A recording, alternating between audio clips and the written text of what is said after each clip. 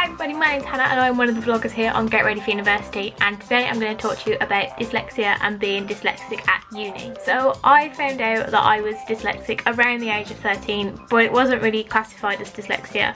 It was more known that I had difficulties with my spelling, difficulties with my reading, but it wasn't really decided what it was. It was suspected dyslexia, but I never got a diagnosis. It wasn't until I came to Bangor where I got my full diagnosis at the age of 19 and started to receive help and really thrived with my degree. And if I hadn't have had the support that I had from the university, I definitely wouldn't be at the stage I'm at right now. So if you are dyslexic, please don't feel that you should be put off uni just because of the amount of writing and reading. There is support available, and support available is quite extensive.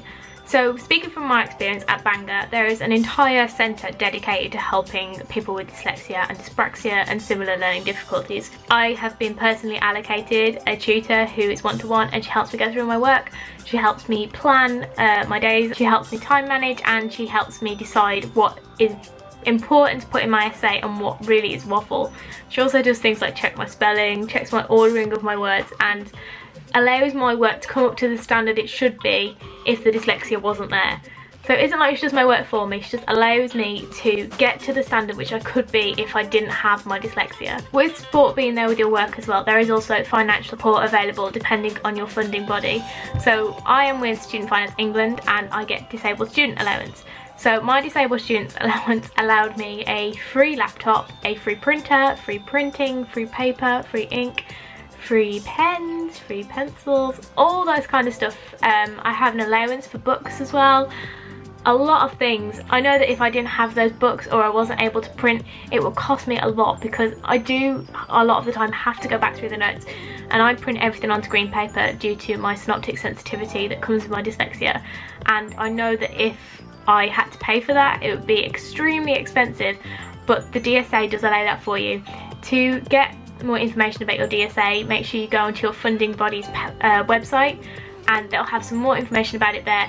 But try and apply for it before you come to university, or talk to someone at the university you would like to go to try and understand what services are going to be available to you and how you can go about applying for disabled student allowance if you don't already have a diagnosis.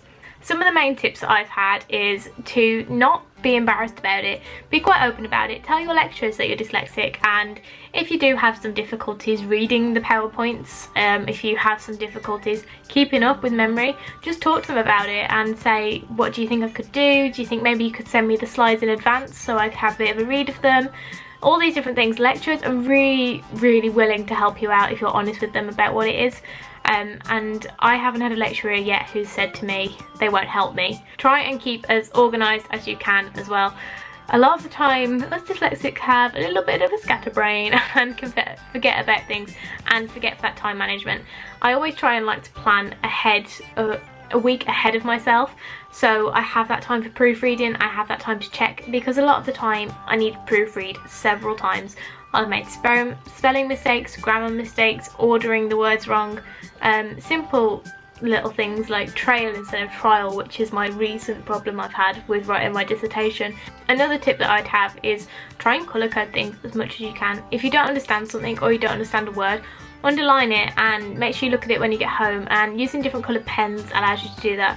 So say if you have heard a word in the lecture, write it down in a red pen and then the rest of your notes in a green, and then when you're going back through your notes you'll know to look for that little red note to see that you need to go and look up that word and understand what it means, and then hopefully the context will become a lot clearer. My final tip for if you're dyslexic at uni would definitely be try and get the support as quickly as possible. Go in Freshers Week and talk to your disability service and let them know that you're there, let them know that you need help.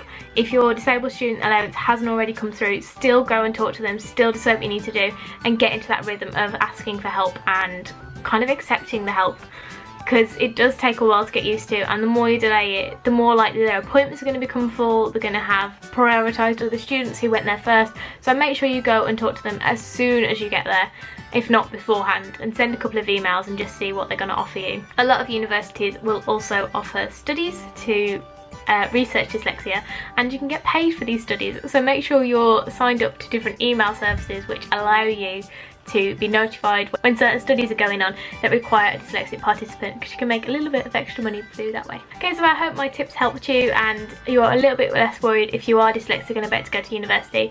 I'll happily answer any questions that people have about this topic, as I know this was my biggest worry when I came to uni. Make sure you subscribe to Get Ready for University for loads of tips and loads of information about getting ready for university in general, or if you're already there and want some tips about things that are coming up, make sure you have a browse through our videos and subscribe for more.